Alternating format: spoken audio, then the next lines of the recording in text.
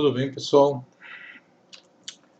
Vamos começar então agora a dar início ao nosso curso no modo online, ou seja, vamos começar a gravar as aulas para que vocês possam acompanhar, já que a gente não tem a possibilidade de estar tendo contato direto por conta da quarentena que todo mundo está vivendo.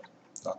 Não é uma coisa fácil, é uma novidade para mim, e a gente me coloco à disposição de vocês para tentar fazer tudo da forma mais tranquila possível. Podem me contactar, me ligar, passar e-mail, ligar mensagem pelo WhatsApp. Hoje está tudo valendo, até porque eu estou em casa só estudando para me preparar para atendê-los, tá ok?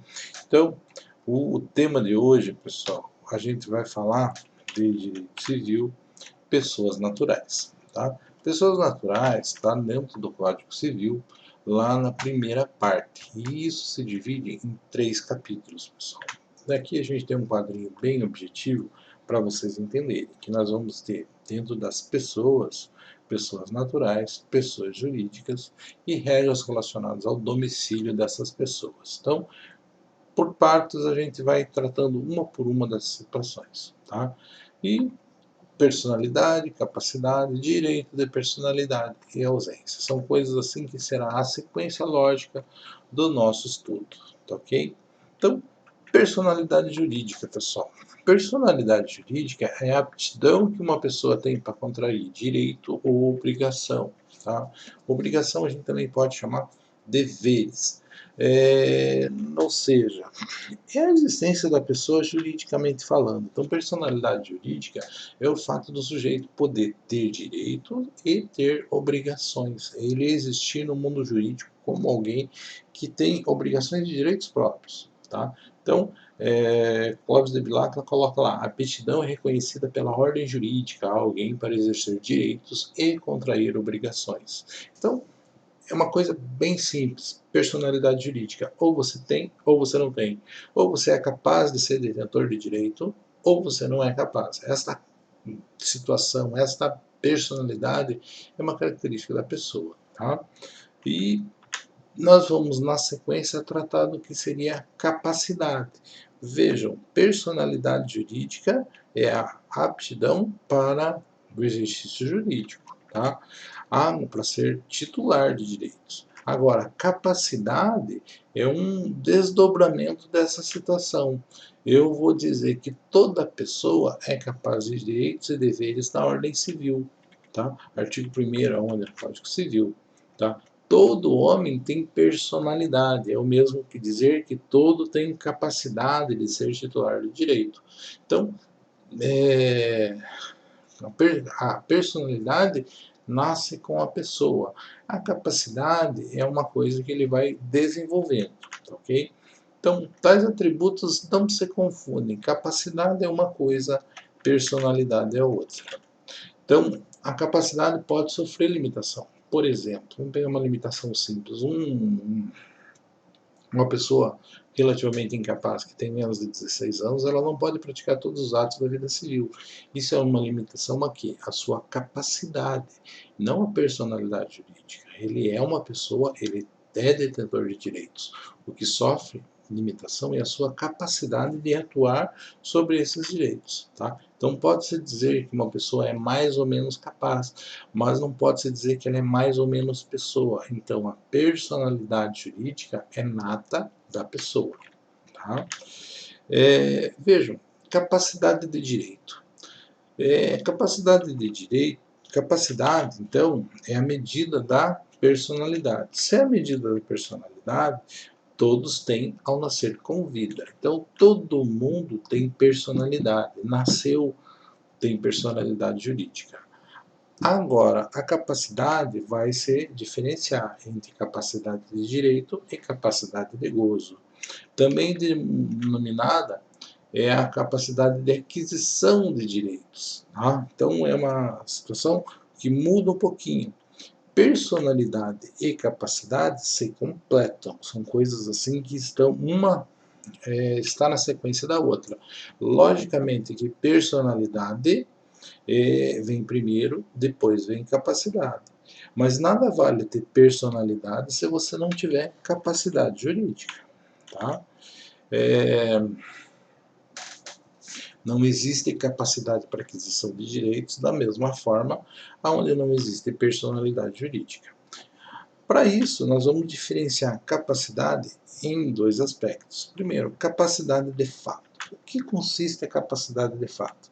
É aquela aptidão que o sujeito tem de efetivamente exercer os seus direitos. Ou seja, eu sou dono do negócio. Quando que eu estou exercendo a minha capacidade de fato? Quando eu estou usando, quando eu estou vendendo, quando eu estou dispondo da coisa.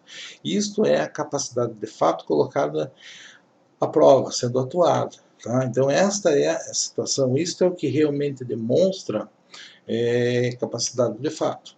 Todo mundo tem capacidade de fato? Não, não tem. Né? Uma criança pode herdar um patrimônio imenso, mas se ela não tiver a maioridade civil, ela não vai poder gerir esse patrimônio sozinha, porque simplesmente ela não tem capacidade de fato. Então, é disso que nós estamos falando. Então, existem alguns requisitos para que a pessoa tenha capacidade de fato. É a maioridade, é a saúde mental, o desenvolvimento mental correto. Então, coisas assim bastante simples que vão dimensioná-lo. Tá? Logo, existe capacidade de direito e capacidade de fato. E capacidade, ou seja, existe uma capacidade plena e uma capacidade limitada. Vamos diferenciar de uma forma bem clara. Vou chamar de capacidade plena quando o sujeito tem capacidade de direito e capacidade de fato. E vou tratar de capacidade limitada quando o sujeito apenas tem a capacidade de direito. Veja um quadrinho com relação a isso, pessoal. Bem simplesmente, duas espécies de capacidade civil, plena e limitada. O sujeito é plenamente capaz quando ele tem capacidade de direito e capacidade de fato. O que quer dizer isso? Ter capacidade de direito é ser detentor de direito. Então, eu tenho uma casa, tenho capacidade de direito. E eu sou maior, sou capaz, estou na plena faculdade das minha sanidade mental. Então, eu posso fazer tudo que eu quiser com o que é meu. Então, eu tenho capacidade de direito e tenho capacidade de fato. Por outro lado, existem pessoas que têm capacidade de direito limitada. As pessoas que têm capacidade de direito limitada, eles apenas têm capacidade de direito. Eles não têm capacidade de fato. É o caso do doente mental, que ele pode ter patrimônio, mas ele não consegue gerir esse patrimônio. É o caso de uma criança que tem um patrimônio, mas que não consegue gerir esse patrimônio. Que capacidade ele tem? Ele tem capacidade de direito, não tem capacidade de fato. Tudo bem? Então, é importante a gente distinguir essas coisas. Voltando lá, pessoal, para aquele raciocínio inicial, o que é personalidade? É o fato de eu poder ter capacidade jurídica.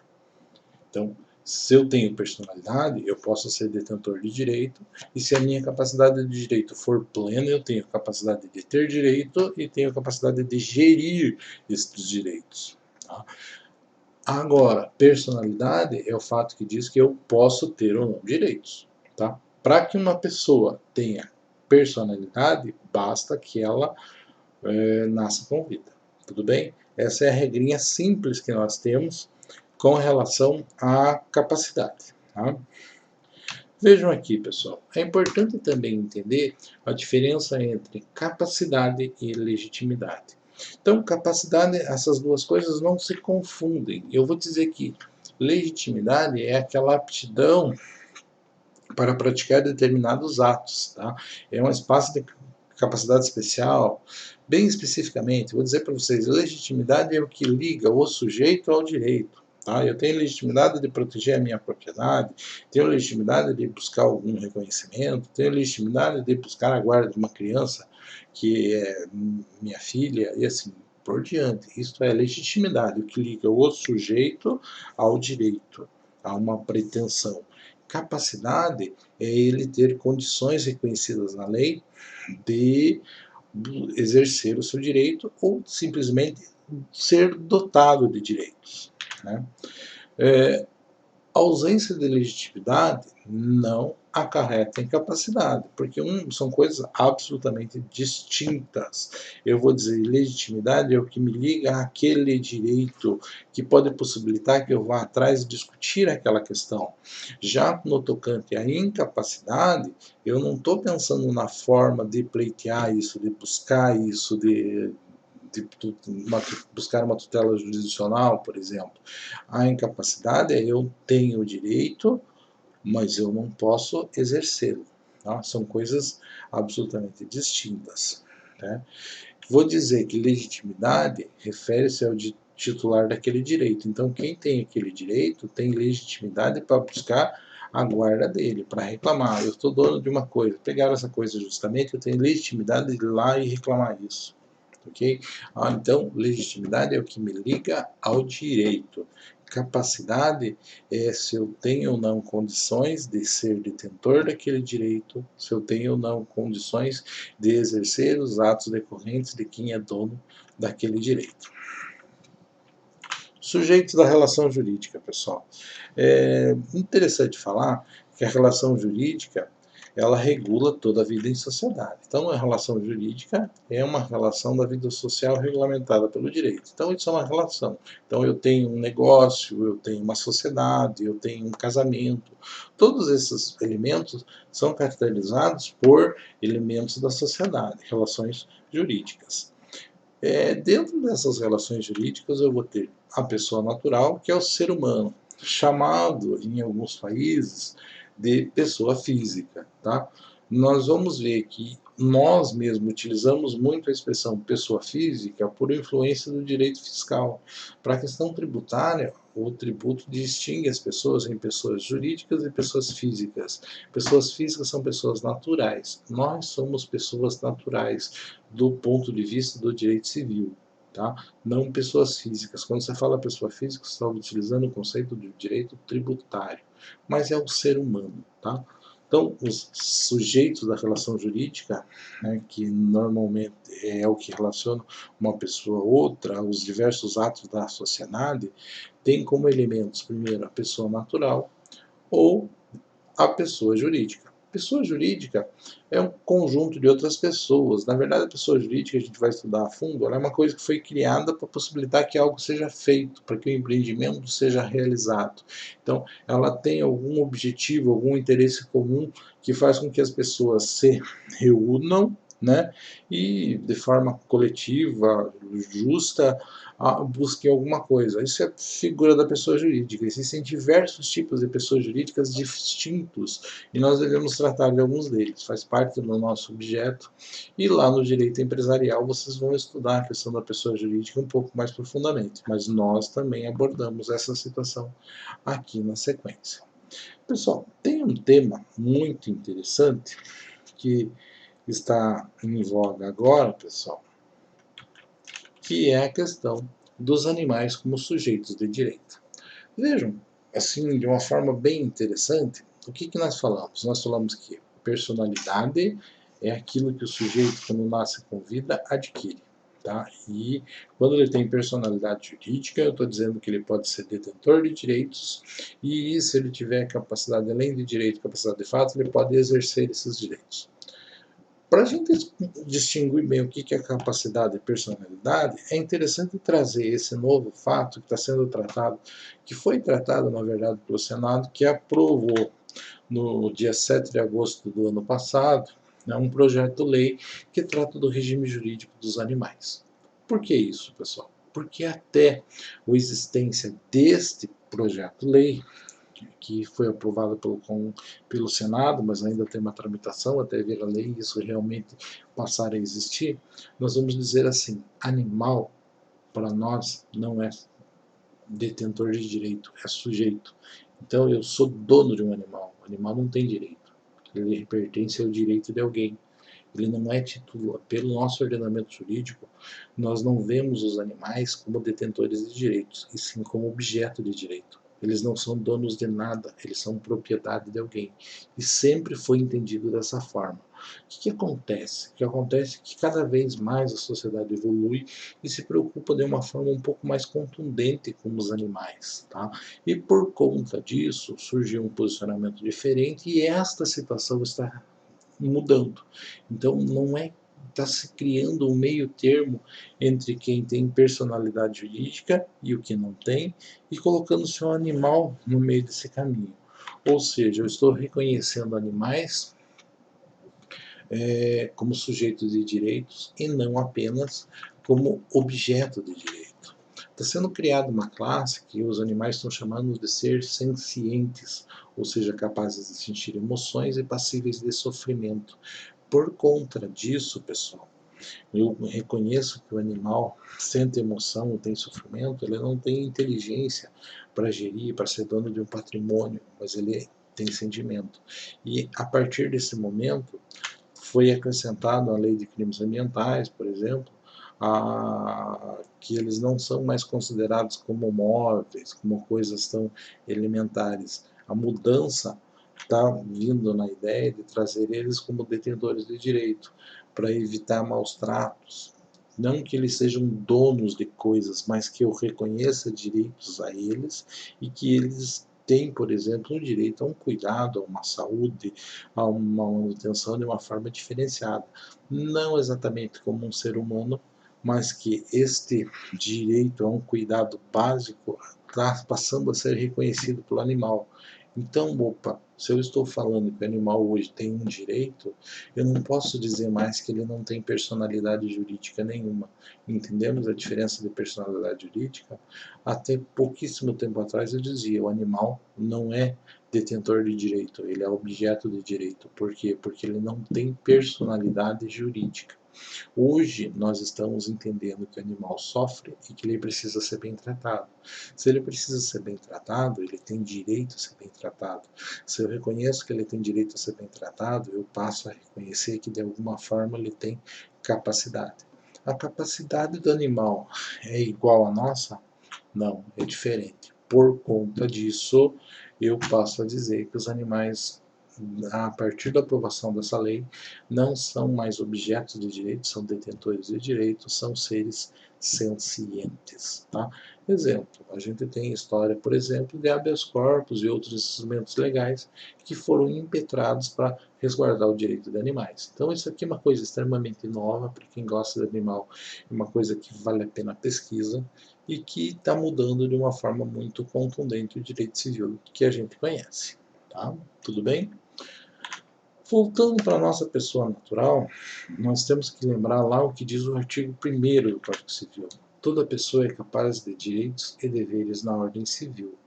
Então eu vou distinguir de uma forma bem simples pessoa natural de pessoa jurídica.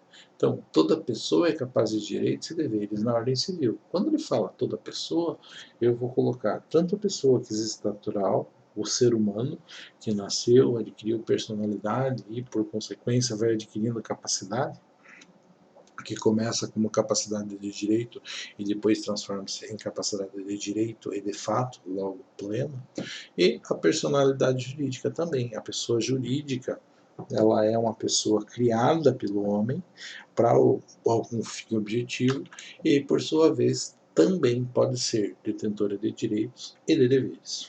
Tá? Aqui nós já tratamos, já explicamos isso profundamente e nós vamos pensar no começo da personalidade natural. Por que começo? Eu falei para vocês diversas vezes que a pessoa natural tem a personalidade que surge com o nascimento. Por quê? Porque eu aprendi dessa forma, e essa é a forma mais antiga e é o que está escrito na lei. Vejam o artigo 2º, a personalidade civil da pessoa começa do nascimento, mas a lei impõe a salvo desde a concepção os direitos do nascituro. Ou seja, existe personalidade jurídica a partir do momento que nasce, mas existem situações em que eu resguardo o direito até mesmo da criança que ainda não nasceu. Então a gestante, ela pode buscar, pode pleitear direitos do filho que ela concebeu, mas que ainda não nasceu. Hoje em dia é muito comum a gente lá no Núcleo de Prática Jurídica tratar de uma coisa que a gente chama de alimentos gravídicos. O que é isso? É aquele auxílio financeiro que a mãe que está em período de gravidez precisa para levar a gravidez à frente. Então isso é uma coisa comum hoje nos nossos dias. E veja, nós estamos buscando com base no direito de quem? Da criança. O que é a criança? É o nascituro. Então, o nascituro é que tem uma situação assim diferenciada. Por mais que a gente fale que o nosso direito preserva direitos a partir do nascimento com vida, eu digo para vocês que o nascituro, pessoal, ele é uma situação diferenciada. Nós não podemos ignorar. Nós reconhecemos, temos a perspectiva, temos a expectativa de que uma pessoa vai surgir e que essa pessoa tem que ter seus direitos resguardados. Então, essa situação do nascituro tem algumas teorias diferentes. Tá? A teoria natalista simplesmente afirma que a personalidade jurídica se inicia com o nascimento com vida. Temos a teoria personal condicional, que ela é o nascimento com vida, condicionada a algumas situações, até o momento dele poder exercer seus direitos. E temos uma terceira corrente, que é a concepcionista, que reconhece a existência da personalidade jurídica a partir do momento que houve a concepção, enquanto está lá na barriga da mãe, ainda tem teoria dizendo que já existe, já é titular de direito. No entanto, para nós, pessoal, nós seguimos a teoria natalista. O que a teoria natalista significa? Significa dizer, nós respeitamos a existência da personalidade jurídica a partir do momento que o sujeito nasce com vida. A partir do momento que existe o nascimento, nós reconhecemos que o sujeito passa a ser titular de direito. Tá? E, com o passar do tempo, essa capacidade, o titular de direito, que lhe dá a capacidade de direito, vai evoluir para ele alcançar a capacidade de fato. Uma vez que ele tem a capacidade de direito e a capacidade de fato, ele tem a capacidade plena. Tudo bem, pessoal? Assim que a coisa funciona. Tá? Vamos conversando, me coloco à disposição integralmente de vocês e de uma forma bastante objetiva, né? Vamos tentar fazer assim com que esse tema que não é um tema muito complexo, a gente vai tratar de forma objetiva para que vocês consigam ir aproveitando da melhor forma possível as aulas. Tudo bem? Um abraço, até a próxima.